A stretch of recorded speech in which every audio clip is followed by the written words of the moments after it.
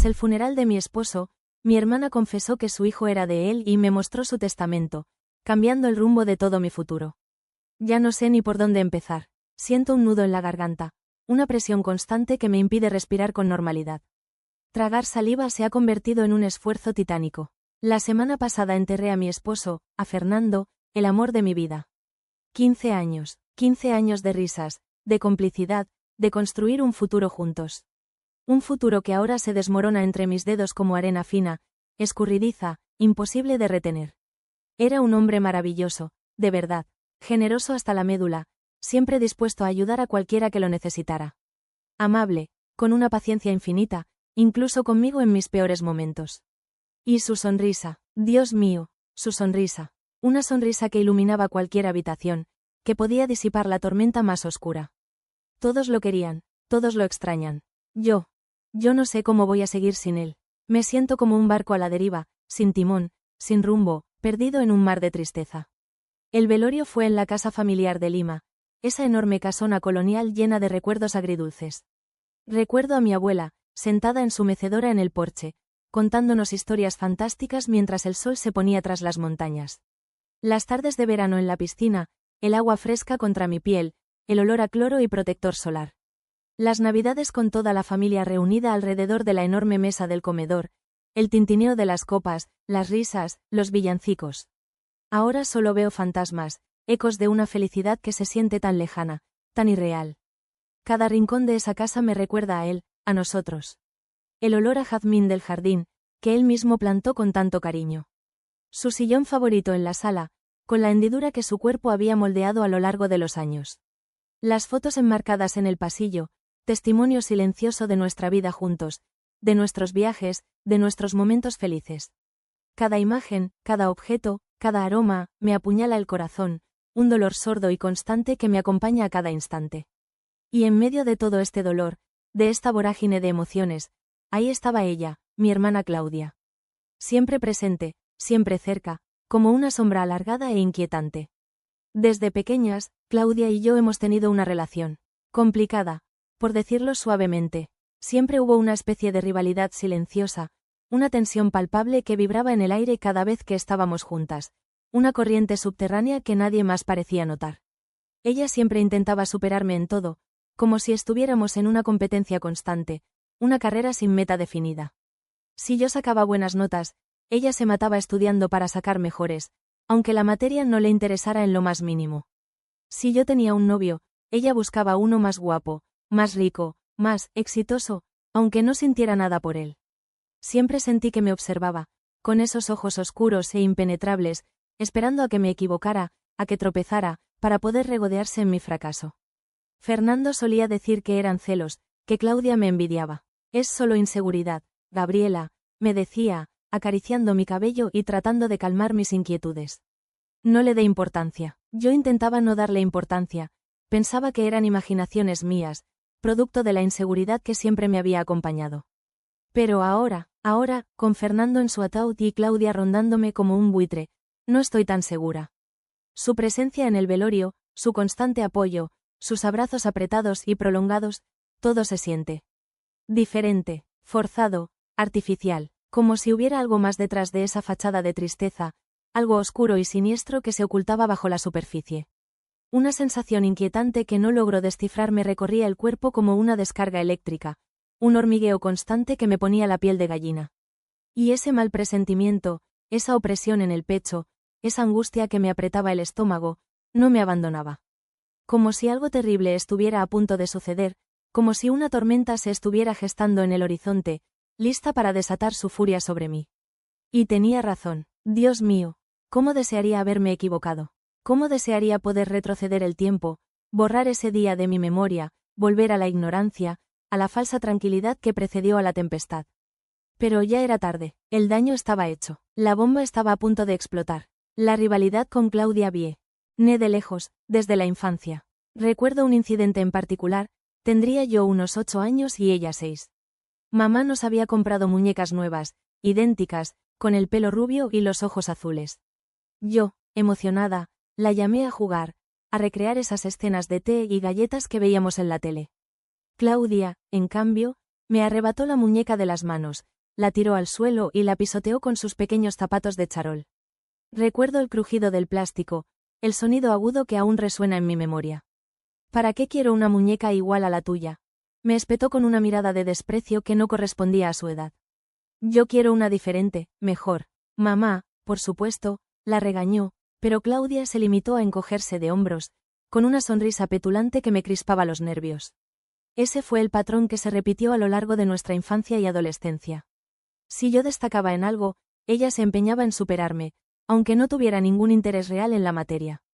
Recuerdo una vez, en la secundaria, yo me había esforzado muchísimo para ganar un concurso de oratoria. Había practicado durante semanas, había investigado, había pulido cada frase hasta la perfección. Cuando gané, sentí una alegría inmensa, una satisfacción que no podía describir. Claudia, que ni siquiera había participado, se limitó a decir, «Va, ese concurso no era importante. El año que viene voy a ganar el concurso nacional, ya verás». Y así era siempre, cualquier logro mío era minimizado, cualquier triunfo era opacado por su ambición desmedida, por su necesidad constante de ser mejor, de tener más, de brillar más que yo. Con Fernando, la tensión se intensificó. Notaba sus miradas, largas e intensas, la forma en que se reía un poco más fuerte de sus chistes, la manera en que buscaba su atención en las reuniones familiares. Sus comentarios, aparentemente inocentes, escondían una doble intención, una sutil pulla dirigida a mí. ¿De verdad te gusta ese vestido, Gabriela? Es un poco anticuado, ¿no crees? Oh, Fernando, deberías probar este pastel, te encantará. A Gabriela no le gusta el dulce, ¿verdad?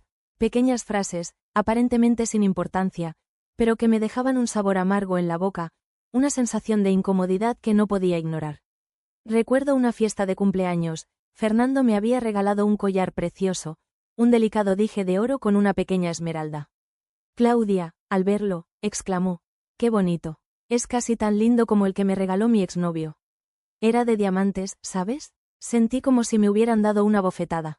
¿Por qué tenía que hacer eso? ¿Por qué tenía que arruinar cada momento especial con sus comentarios venenosos? Intenté hablar con ella en varias ocasiones.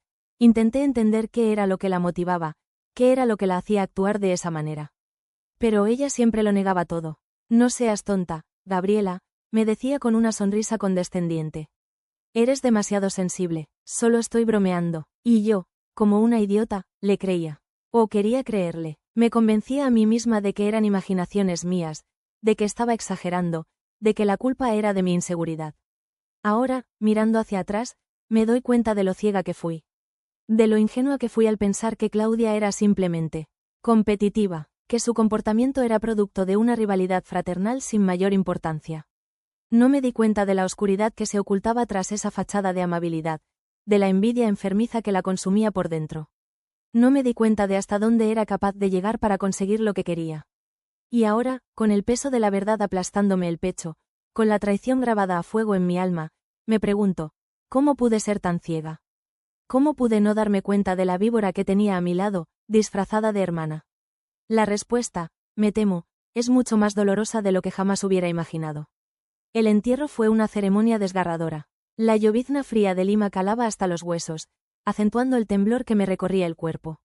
Ver el ataúd de Fernando descender a la tierra húmeda, escuchar el crujir de las cuerdas al tensarse, el golpe sordo de la tierra al caer sobre la madera. Cada sonido era un martillazo en mi corazón.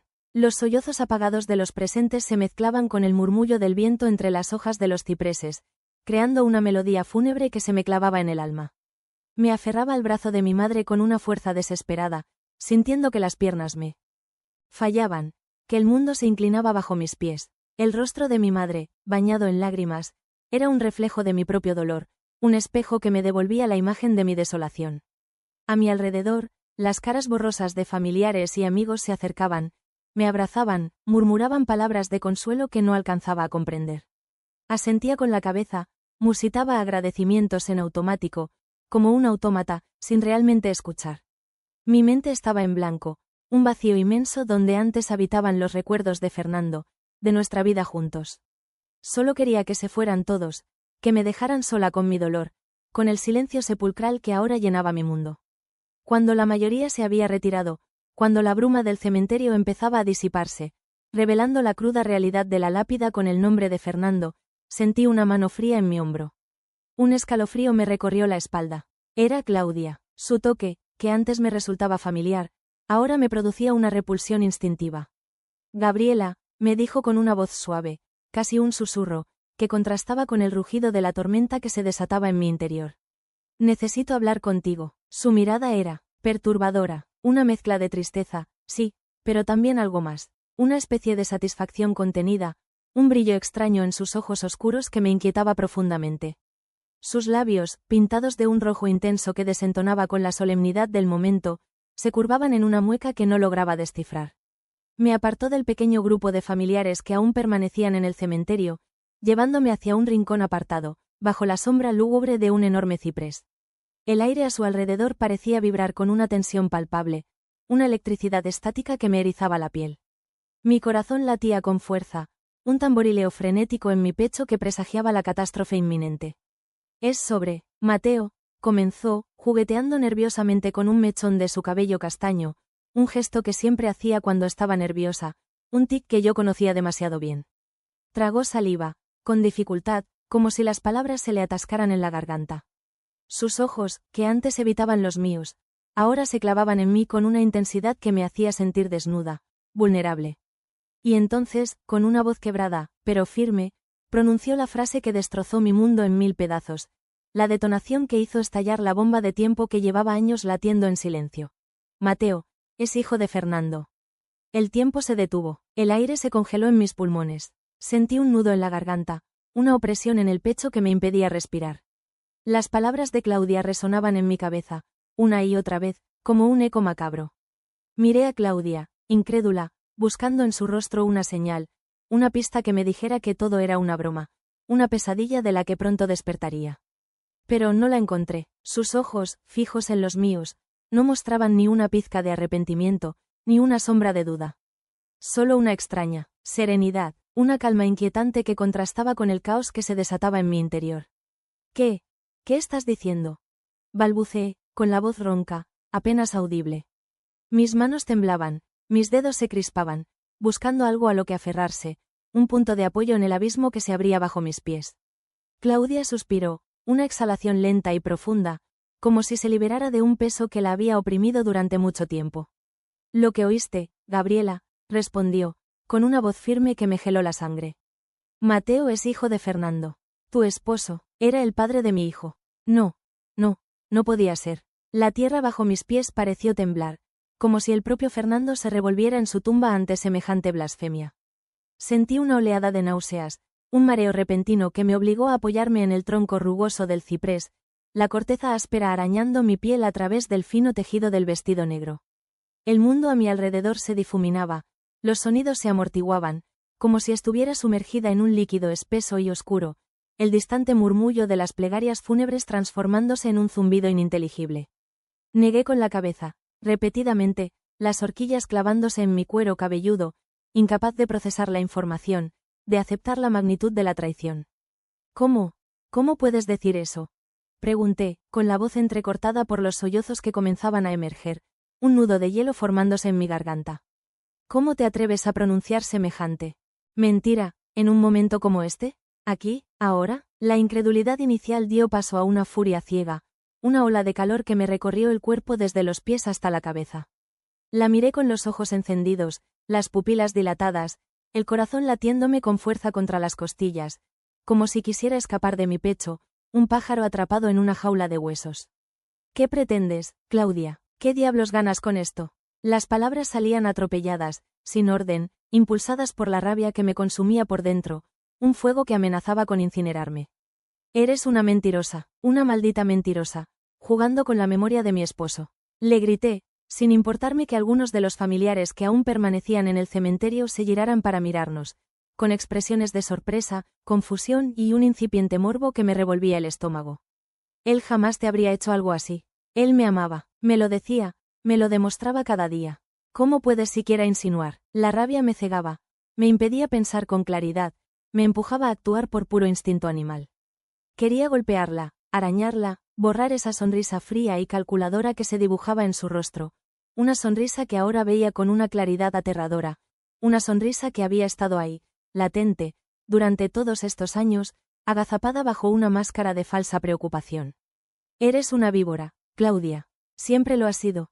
Escupí las palabras con veneno, con el desprecio que sentía por ella hirviendo en mi sangre, un ácido corrosivo que me quemaba las entrañas. ¿Cómo pudiste hacerle esto a él?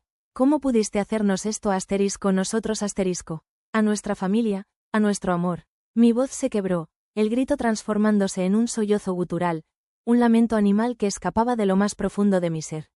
Claudia, impasible ante mi dolor, ante mi furia, se limitó a cruzar los brazos sobre el pecho, una postura defensiva, casi desafiante.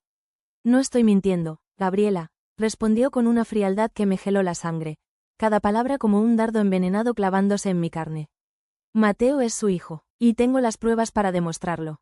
Su voz, aunque serena, transmitía una convicción escalofriante, una seguridad que me desarmaba, que me hacía dudar, por un instante, de mi propia cordura.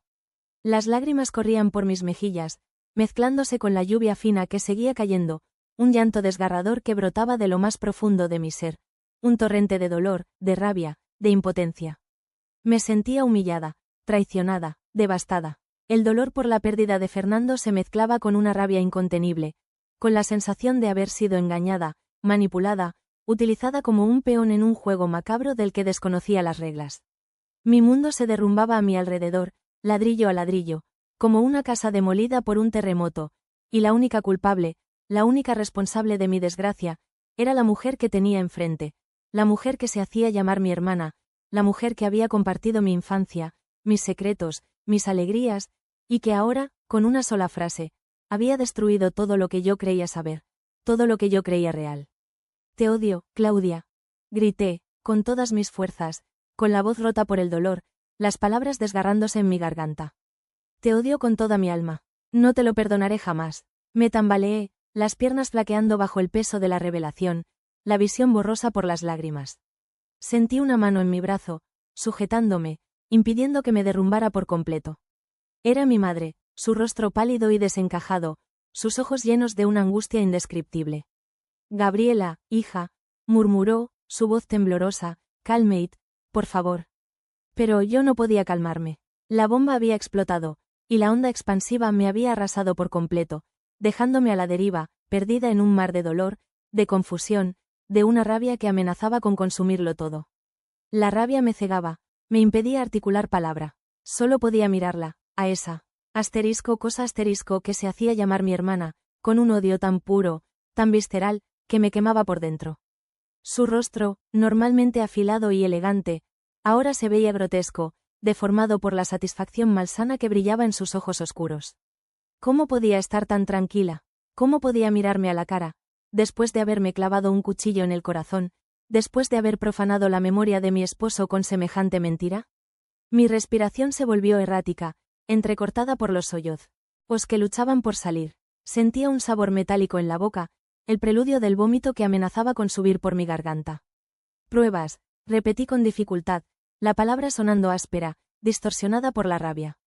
¿Pruebas? ¿Qué clase de pruebas podrías tener? La idea de que existiera alguna prueba, alguna evidencia que pudiera sustentar esa aberración, me resultaba insoportable. Era un insulto a la memoria de Fernando, una burla cruel a nuestro amor, a nuestra vida juntos. Claudia, con una lentitud exasperante, metió la mano en el bolso y sacó un documento doblado. Lo desdobló con parsimonia, como si estuviera exhibiendo un trofeo, un premio por su vil traición. Era un testamento, uno nuevo. El papel, blanco e impoluto, contrastaba con la oscuridad que me rodeaba, con la podredumbre que se extendía por mi interior. Mis ojos se posaron en el texto, en las letras impresas que parecían bailar ante mi vista, distorsionadas por las lágrimas que empañaban mi visión. Y entonces lo vi, el nombre de Mateo, su hijo, seguido de una cifra exorbitante, una parte considerable de los bienes de Fernando.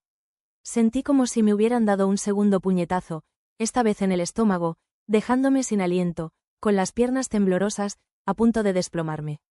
Fernando lo modificó poco antes de morir, dijo Claudia con una voz fría y calculadora, sin un ápice de emoción.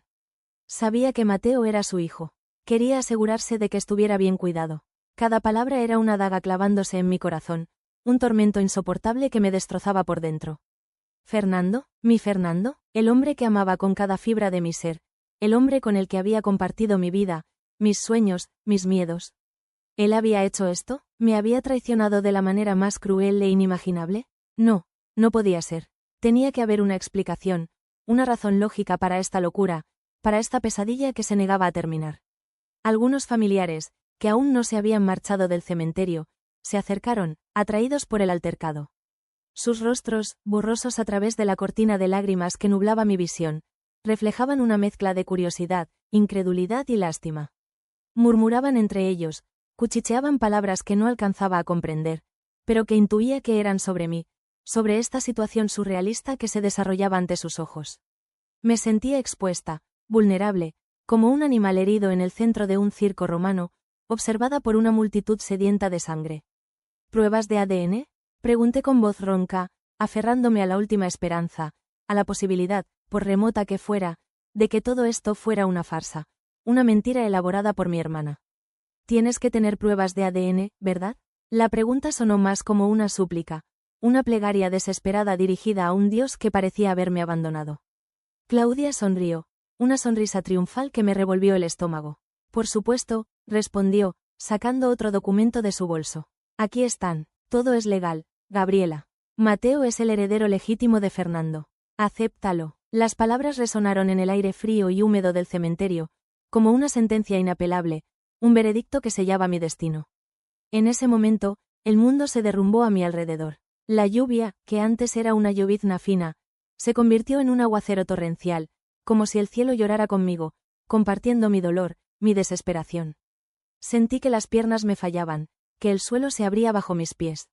Me tambaleé, a punto de desmayarme, pero las manos de mi madre me sujetaron, impidiéndome caer. Gabriela, hija, susurró, su voz llena de angustia. Vamos a casa. Pero yo no quería ir a casa. No quería volver a ese lugar vacío, lleno de recuerdos de Fernando, de una vida que ya no existía. No quería enfrentarme a la realidad, a la crueldad de la traición, a la magnitud de la pérdida. Quería quedarme allí, en el cementerio, junto a la tumba de mi esposo, abrazada a la fría lápida que llevaba su nombre, hasta que la tierra me tragara, hasta que el dolor me consumiera por completo. Pero mi madre, con una fuerza que no sabía que poseía, me arrastró lejos de allí, lejos de la tumba de Fernando, lejos de la mirada triunfante de Claudia, lejos de la pesadilla que se había convertido en mi vida. Mientras caminábamos hacia el coche, bajo la lluvia torrencial, con el corazón roto en 1000 pedazos, solo podía pensar en una cosa. ¿Cómo iba a sobrevivir a esto? ¿Cómo iba a reconstruir mi vida, mi futuro, sobre los escombros de mi pasado? Los días posteriores al entierro fueron un borrón, un gris difuso, una nebulosa de dolor y confusión. Me movía como un autómata, realizando las tareas cotidianas de forma mecánica, sin realmente estar presente. Comer, dormir, ducharme. Todo se sentía como un esfuerzo titánico, como si estuviera nadando contra una corriente furiosa que me arrastraba hacia el fondo. La casa, antes nuestro refugio, ahora era una prisión, cada rincón un recordatorio constante de lo que había perdido, de la vida que ya no existía. El silencio era ensordecedor, roto solo por el tic-tac implacable del reloj de la sala, marcando el paso del tiempo, un tiempo que ahora parecía avanzar a una velocidad vertiginosa, llevándose consigo los recuerdos, las risas, la felicidad. En medio de ese caos emocional, en medio del shock y la incredulidad, una pequeña semilla de duda comenzó a germinar en mi mente. Como una pequeña planta abriéndose paso entre las grietas del asfalto, una chispa de esperanza en la oscuridad abrumadora. ¿Podía ser cierto? ¿Podía Fernando, mi Fernando, el hombre que creía conocer mejor que a mí misma, haberme traicionado de esa manera? ¿Haber tenido un hijo con mi propia hermana, a mis espaldas, durante todos esos años? La idea me resultaba repulsiva, aberrante, un insulto a la memoria del hombre que amaba.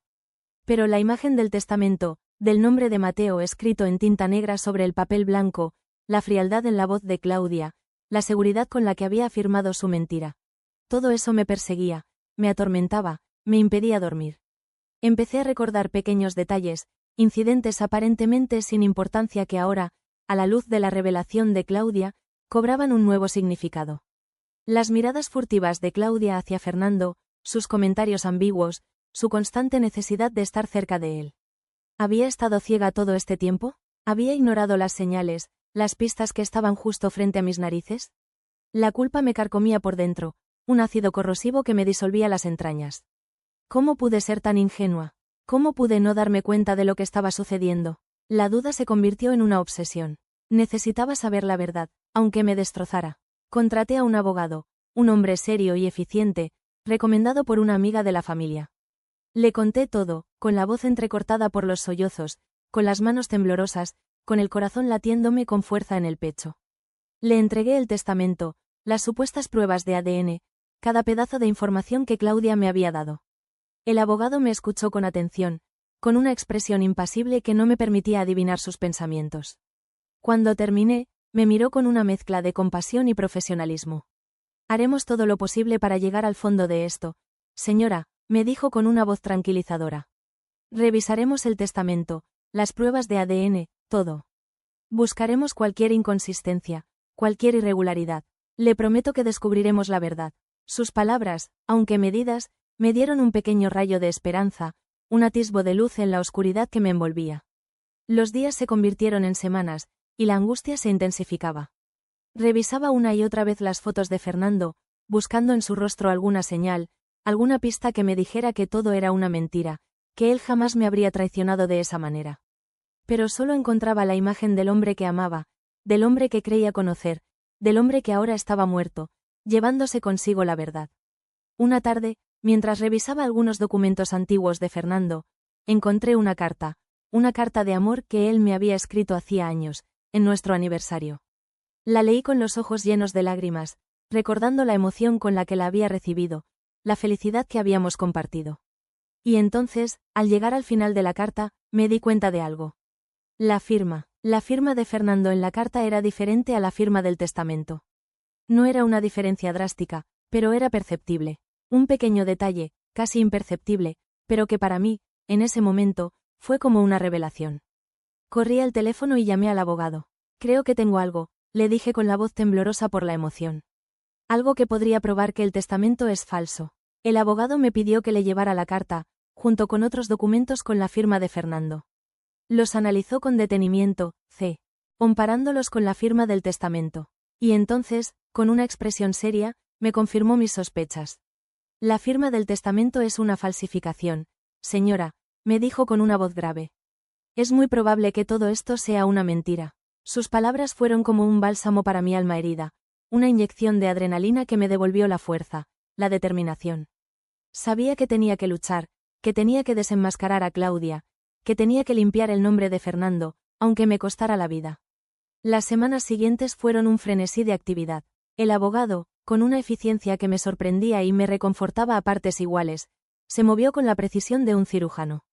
Conseguimos peritos calígrafos que confirmaron, sin lugar a dudas, que la firma del testamento era falsa.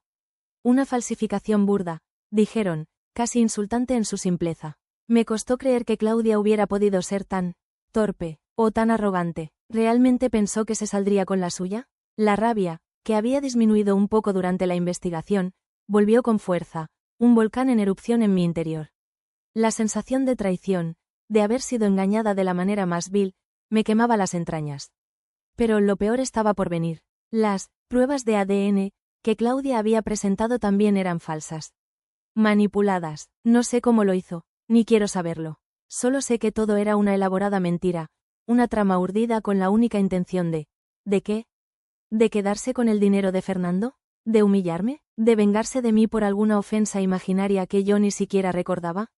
La idea me daba náuseas. Me costaba creer que mi propia hermana, la persona con la que había crecido, con la que había compartido tantos momentos, fuera capaz de tanta maldad. Con las pruebas en la mano, convocamos a una reunión familiar. Estaban todos allí, mis padres, mis tíos, mis primos. Incluso algunos amigos cercanos de Fernando. Claudia, por supuesto, también estaba presente. Su rostro, normalmente impasible, mostraba una ligera palidez, una sombra de nerviosismo que no había visto antes.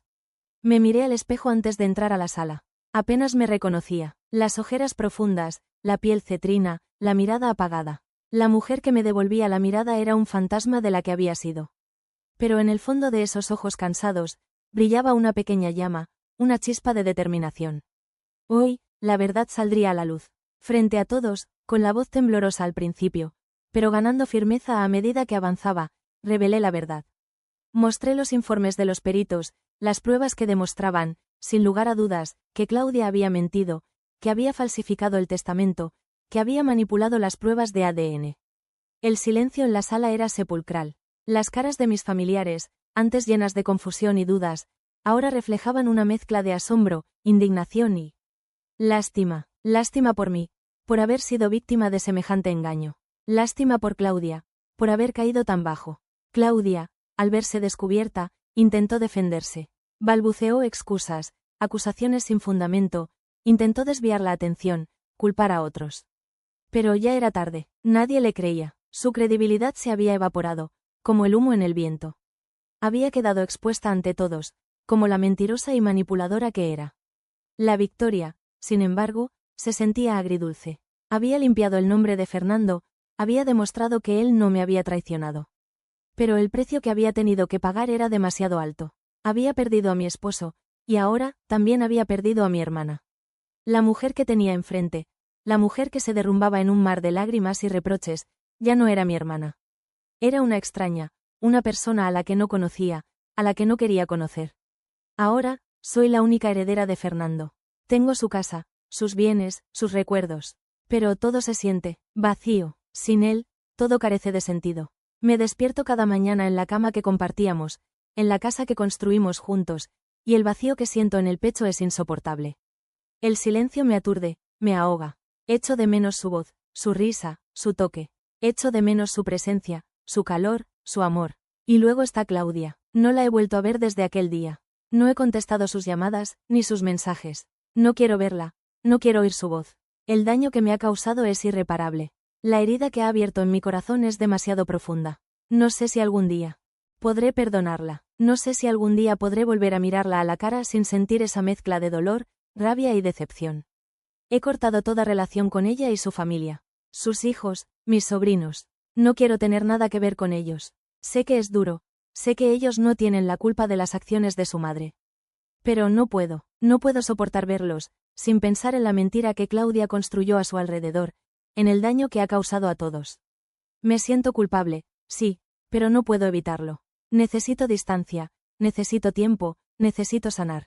Y ahora, aquí estoy, desahogándome con extraños en Internet, buscando una opinión externa, una voz que me diga si he hecho lo correcto. ¿AITH por querer cortar toda relación con mi hermana y su familia después de esto?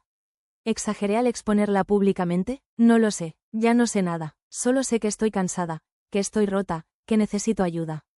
Necesito saber si estoy loca, si estoy exagerando, si soy yo la que está equivocada. Necesito la opinión de Internet.